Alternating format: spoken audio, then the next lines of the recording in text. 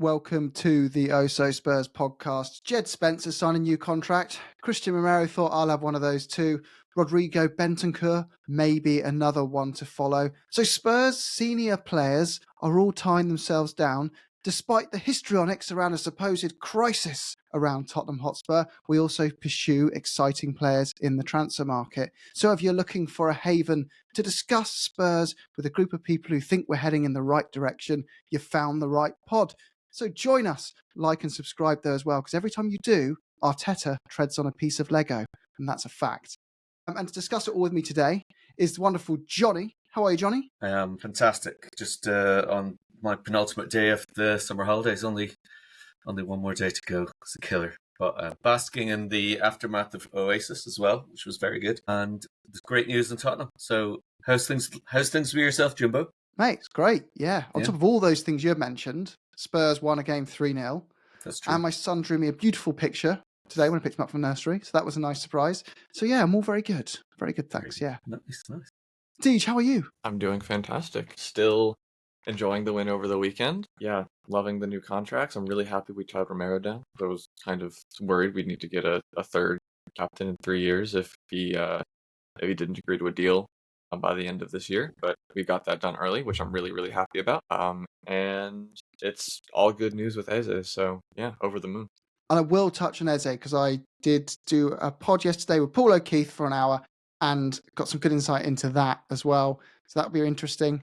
And we'll touch on Savinho because there's been some updates on him. So yeah, guys, should we start with our members' questions? If you want to be a member, you can sign up on YouTube if you're listening here.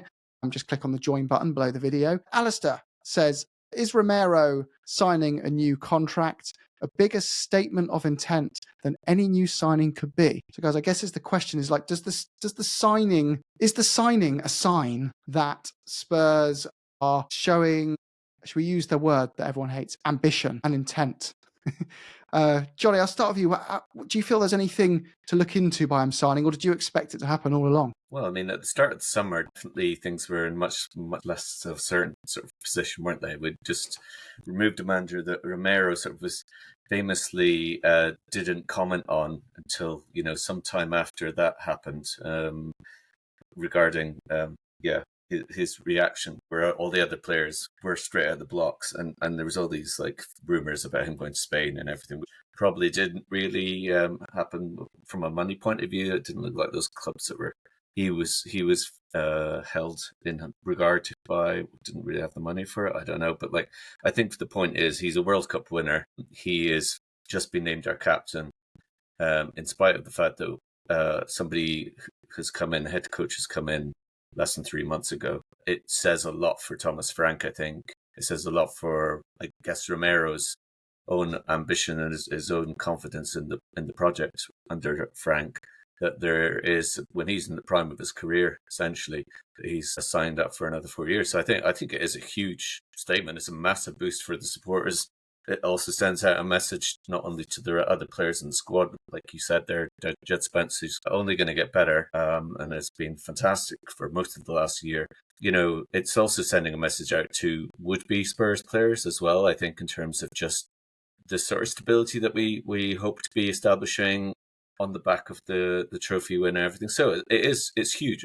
I didn't necessarily expect it, to be honest with you, because we'd always been a little bit skeptical between us here on the pod, I think, about how committed he was. But it certainly is a hugely encouraging sign that Romero really sees a lot of potential in this the next few years at Tottenham. And it definitely is even more exciting because I feel like his stock's risen. He's won a trophy as well with Spurs, so that's elevated even further and been made our captain. Did you expect this to happen, and do you see it as a bigger picture thing, more meaning than just simply one player signing a contract for Spurs? Yeah, I think that it's definitely something that I wanted to happen, something that I was sort of expecting to happen at some point once we named him captain, because like I said earlier, I don't think that we would have done that if we were worried that we were going to lose him either in January or in the summer, just because I think that the thing that Tottenham needs right now is stability. We haven't had that in a while, and having to look for a new captain again next summer I don't think is something that we wanted to go through again. So I think that it's really good that we got this deal done, and I do think it shows that the players are buying in to the direction the club is going. even more so than like a statement signing, because like it's one thing to basically to go from like a, I don't know, like a mid-table Premier League club to a trophy-winning club like Tottenham, and then it's another thing entirely to basically say, I've seen the rumors, I've heard that there's Atletico Madrid's in for me, Real Madrid allegedly were like looking in his direction, but I'm going to tie my future to Tottenham, which is just, it shows that we are moving in the right direction. At least the players think so. And I think that's a really, really exciting sign, especially considering that, as Johnny alluded to, we were all, I think, all a little bit concerned that Romero might not have been the happiest with the managerial change. But this just shows that he is, I guess, won him over if he ever wasn't won over. And it's very exciting that we get to continue for the next few years with him. Well, shout out to Stu as well, because he called it when I was adamant that one of the implications to changing manager was the high risk that Romero, had a good relationship with that person and he was going to look to move on more aggressively. But that doesn't seem to be the case at all. He supposedly has been considering this since June. So that would tie in to say that he's bought into the vision of the club. Now, we don't know what the vision of the club is, apart from, high level corporate speak from senior execs in very well manicured environments, but the players will have a better finger on the pulse being in and around the club, and they clearly buy into the vision we're going in. And when it's a player that could go to a club that's, let's just say, in a position to win trophies off the bat now, it's a good sign that they must feel that's doable in the short term with Spurs as well. So yeah, it's fantastic news. It's not just him though, guys. Djed Spence signed a new deal. Another player that for the last 18 months has gone from strength to strength. He's worked his way not just back into the side, but arguably he's replaced a left wing back in Udogie who is fantastic as well, right? He's a player Manchester City have been linked to recently. He's a Champions League level player. I just want to say that this is what excites me. We've got so many players in the squad, despite giving it criticism all the time, that are Champions League level players in Pedro Porro, Romero, Van de Ven, Spence, and Udogie, who have long-term contracts at the club. And seemingly, Bentancur might be following suit too. So let's watch this space. It's good.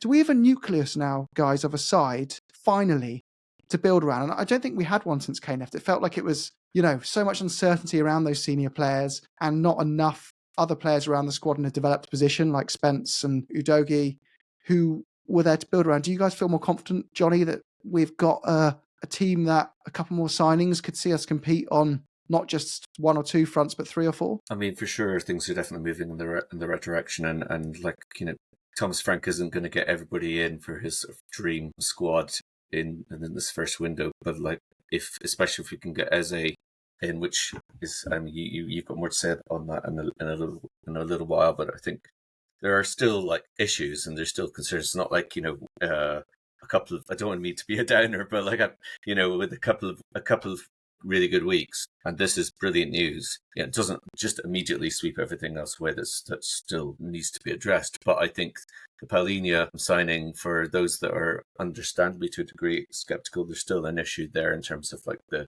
creativity side of things. And if we can get Eze over the line, that certainly will plug the gap of Maddison. But again, it all comes down to injuries and what happens. Hopefully there'll be a little bit more stability and less of a impact of injuries that we've had over the last couple of seasons, because it's been absolutely shocking, obviously.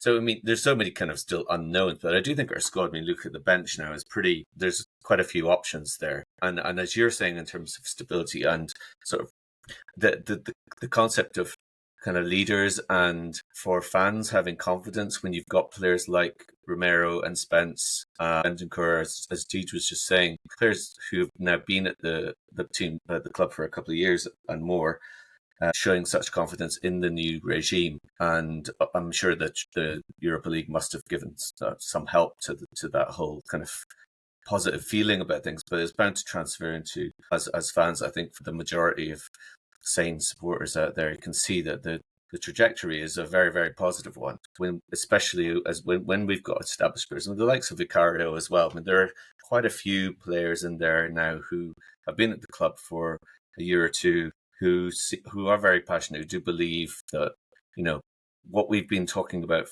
since the stadium opened, with all of the wonderful infrastructure that's there at Tottenham, that the furniture Pochettino spoke about all of those years ago is building up quite nicely. And, especially if we've got Eze and Savinho, there's a little bit more of a question mark over. Fingers crossed. We're all a little bit nervous, I think, after the Gibbs White thing, to get too confident about the Eze thing. But if we do get him in, as is apparently seems, then I think it's looking really, really good. And I think the kind of the neutral supporters are also looking at Spurs in this a little bit more of a respectful light too, because only a couple of weeks ago we were like, with being sort of predicted to finish mid-table at best by lots of people, which I think is really unrealistic. I think that if we can continue with this, bringing these players in and having these this solidity, then we can only be looking further up in terms of our expectations. Yeah, I feel those extreme kind of outlying predictions, like Spurs are a mid-table club, or everyone wants to leave, or everything's now perfect. They drive from hidden insinuations people have because they were in disagreement of decisions the club's made recently. And I don't want to go into all that, but I feel like we just need to let go of all that, really embrace this new chapter. It's completely separate. It's nothing to do with the previous chapter. And we've got a lot of optimism and positivity going into this new one. And yeah, we're going to get onto the game soon after chatting about Savinho and a couple of other bits, and Eze. But I think some of that was reflected in the game as well. There was some great to get a home win off the bat. But Djed, Savinho transfer, that one's the latest we understand on that is that Man City are almost putting it on pause as they pursue Rodrigo, unless Spurs want to slap down a bid that's way over the asking price. What do you make of that? Do we need this player desperately? Should Spurs be considering overpaying, in inverted commas, if there is such a thing? Because there's no actual price tag on a player. You never know if you've got good value or not until a few years down the line. Or is there, other targets maybe you think the club anyway would be looking at? Are you concerned? Did we get that one over the line or not? Well, first of all, I know that there was like a report that came out that City were like, we're not going to sell him. And it came from perhaps the least trustable source in football journalism. Now, broken clocks can be right twice a day, but I don't think this is one of those times, because it doesn't fit with what I want to happen, so I'm going to believe it's wrong. But yeah, this is the same guy who said that Drogba was going to Barcelona. Like, very, very... And that Pep had no interest in joining Man City. Yeah, so this guy knows what he's talking about. But yeah, I'm not super worried about it. I am of the opinion that if this does get done, I think we'll drag on at least until the City game at the weekend, because I can't imagine the PR nightmare of selling a player to the team you are playing that weekend and having the player come in off the bench and score a winner or something to that effect.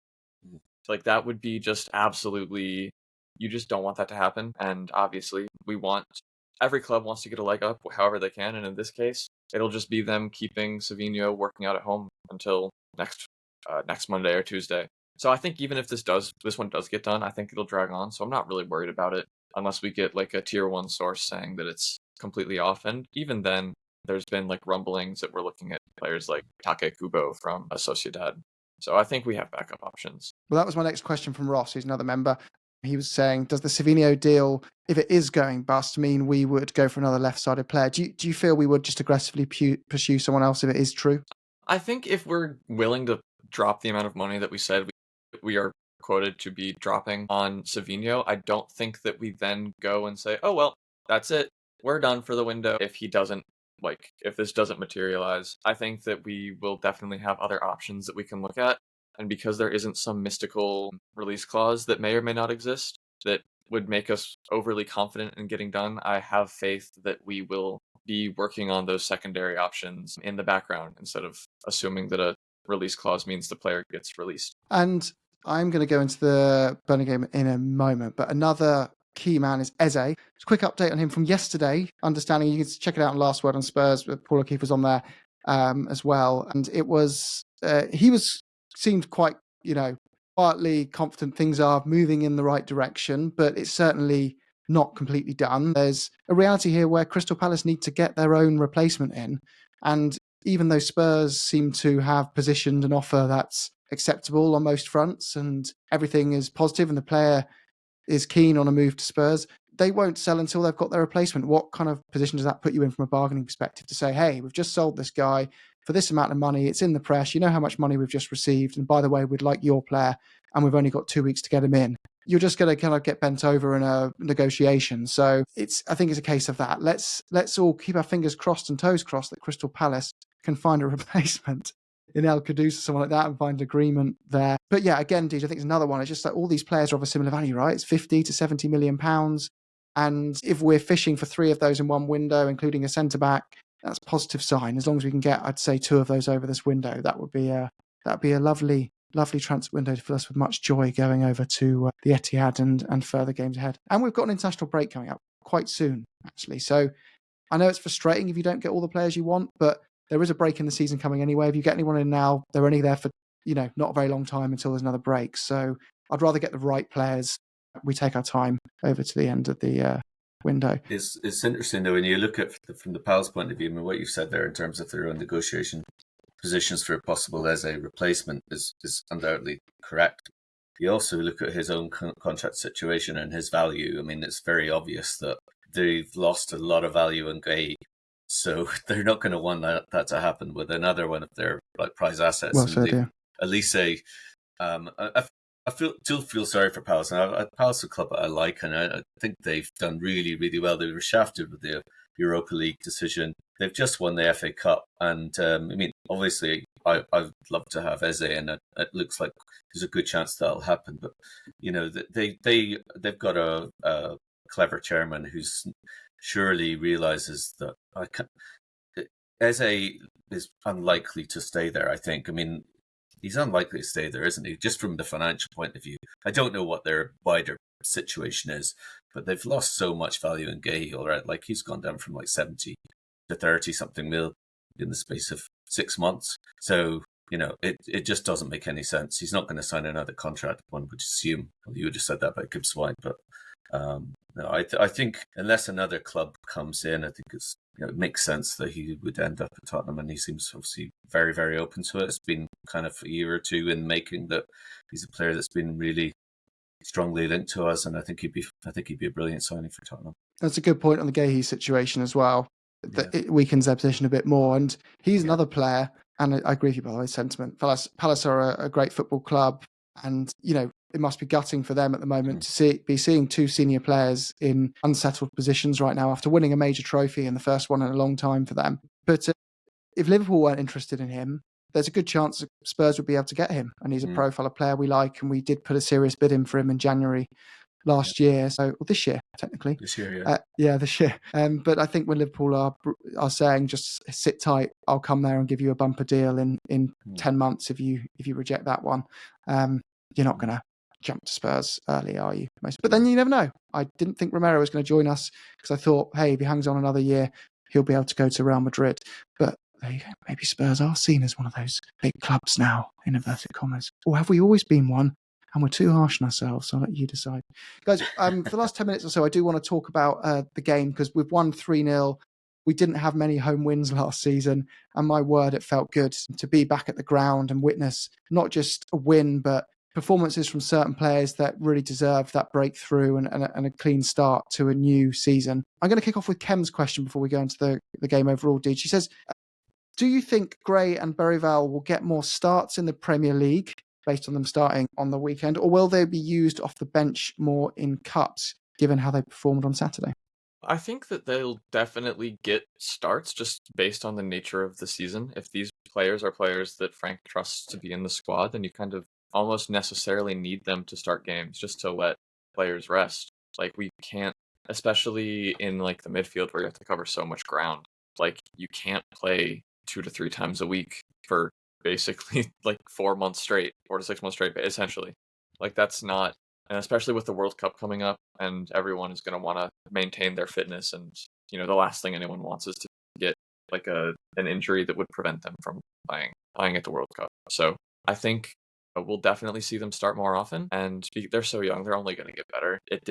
You could tell, I think, in the Burnley game that there were some youthful errors, I'll say, but some of that also comes from having 3 players in the midfield that are all, I think, the most comfortable playing in the same role. So I'd be interested to see if we get a more of like a mixture of like midfield partnerships, so like maybe like Bentancur with Gray or Barival with Paulinho, or if Frank is going to treat these as like two separate like midfield blocks. I don't know which one would be better, because obviously you have there's always something to be said about like seniority and having the experience that Bentancur and Paulinho do, but then it's also you want to be comfortable with the other players. You want to have that kind of rapport with them that you're playing with, and we saw what happens when you don't have that last season a lot, I think, with the injury crisis forcing midfield pairing that I don't think we'd otherwise have had. So I think that there's merits to both, but it'll be interesting to see what he chooses to do. Well, Johnny, next I'm going to ask you about your kind of view of the game in general. I'm assuming you've had a chance to. I know you were busy with your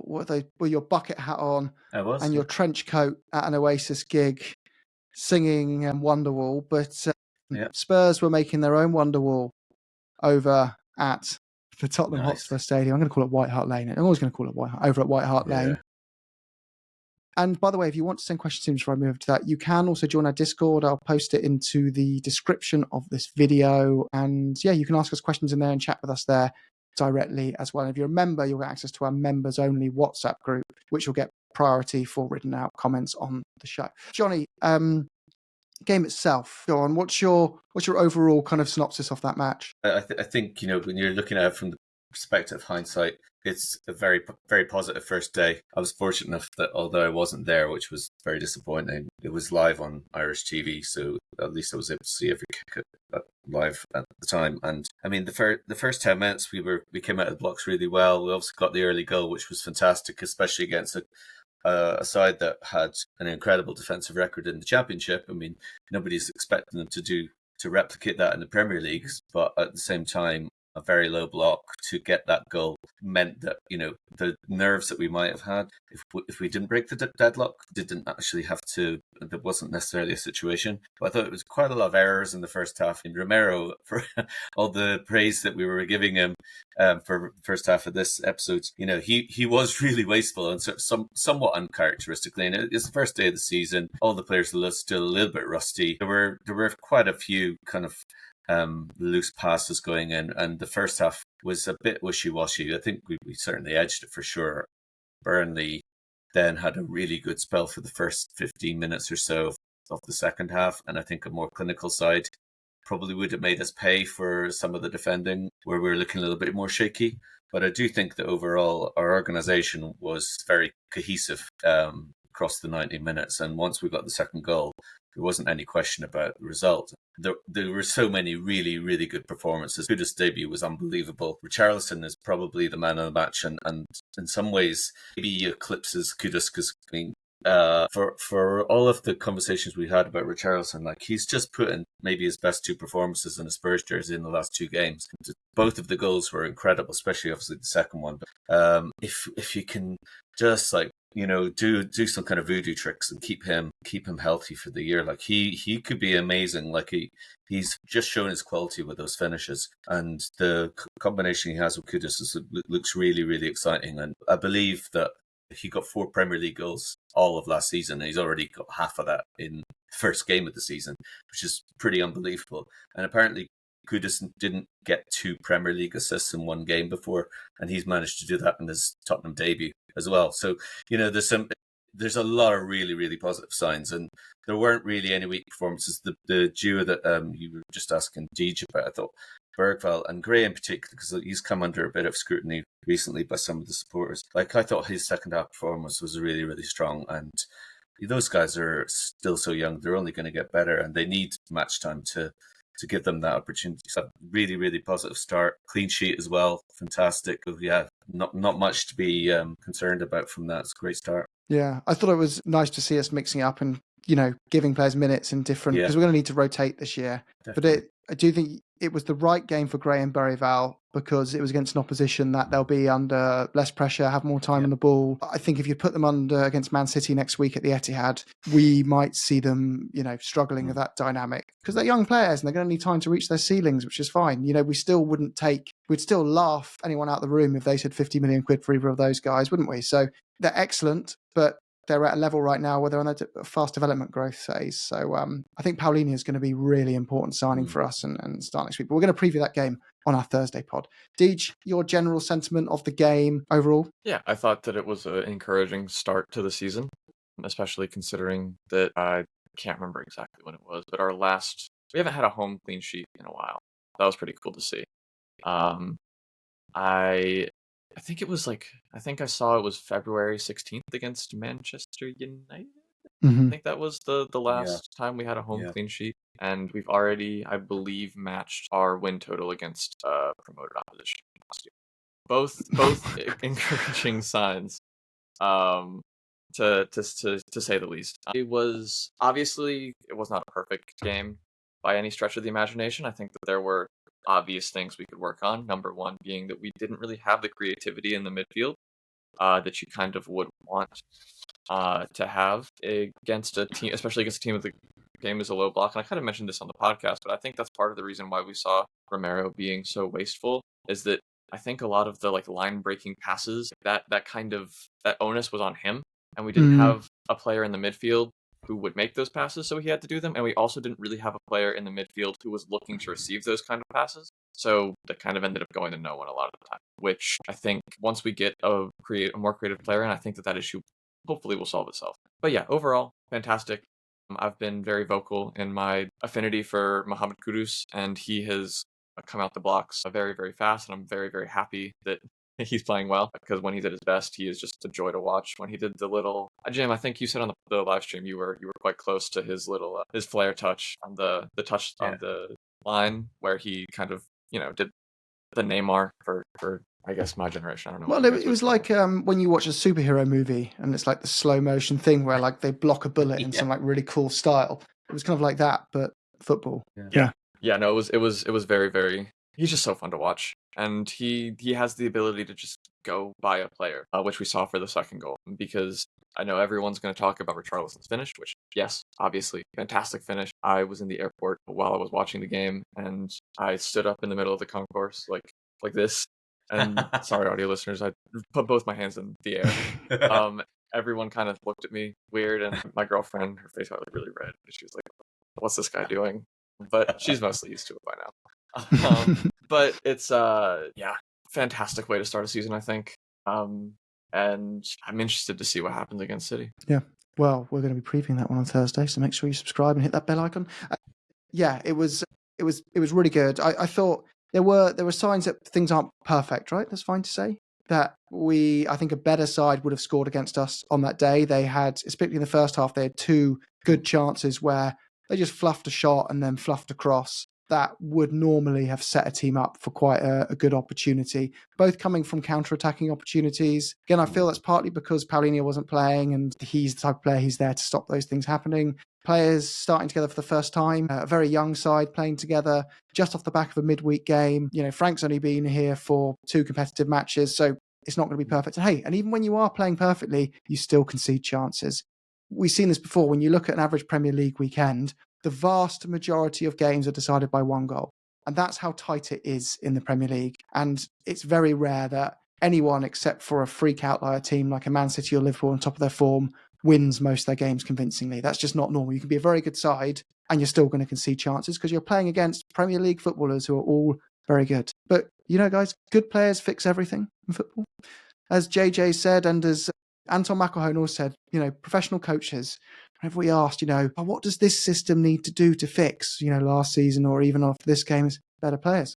If you have players of a certain standard, they can make most systems work. And it's not perfect, but it's all moving in a positive, correct direction. And I think that's why we get a bit frustrated when we want to see these players in so much, because we can almost taste what the squad will look like and be how good it will be with those, and they level it up. But I do want to do a little shout to Brennan, because I feel like once again, the first whistle goes of the first season, instantly eyes are on. What's Brennan Johnson doing wrong? Oh my God, he didn't run then. Brennan Johnson wasn't wide enough there. But it's proactively seeking those things out, even though other players weren't doing things perfectly as well. And he did what he does, the only thing he apparently can do, which is score goals. And they are reasonably important in football. And it was a lovely finish, by the way. I know Richie's finishes stole the headlines, understandably, because it was a Brazilian finish. It was just an awesome finish. But Brennan's wasn't half bad either, was it? Beautiful. So, No, he's definitely. I look. Even obviously, all he does is score is a little bit simplistic. But even if all he did was score, that's still the most important thing. You can't win a game off of flare passes or bits of skill or XG. You win off putting the ball in the back of the net, and Brennan Johnson does that really, really well. So I think we've cracked something here. I know. I agree. I think if we just need to let Brennan Johnson keep scoring, and we'll be fine. But also sign a left winger so that he's a valuable asset to the squad and we're not dependent on just him doing his thing. And we also have a player like Kudus on the left, and we have the power of Brennan's goals steaming in the last 20 minutes when that substitute board comes up to cause some chaos. Yeah, I do think you were talking about better players. I think that Johnson is another player who will benefit greatly from having more creativity because he is the kind of player that runs onto those kinds of balls. We saw that with the goal where Sarr picked up the ball that Ricci held up very well, and he knows where to be. He knows how to make that run, and I'd back him for pace against most defenders in the Premier League. So him allowing himself to get into that position more with someone who can pick out even more audacious passes, I guess, something that a more traditional 10 would be able to do better or look for more, I guess, is something that is a really exciting concept. He got the goal today, or the goal on Saturday happened because of a fantastic hold up play and then Sarr being everywhere all at once, all the time. Which, shout out to him, by the way. He's had a fantastic start to the season, or I guess fantastic preseason plus Burnley game. I'm not going to extrapolate too much, even though I really like how it's gone. But he got on the ball, and then Johnson positioned himself very well to get behind the fullback, and the Burnley offside trap was just not existent. So he was able to run in behind and goal as calm as you like. But when you have a player that will be able to find Johnson making those runs when it's not as obvious of a pass, I guess.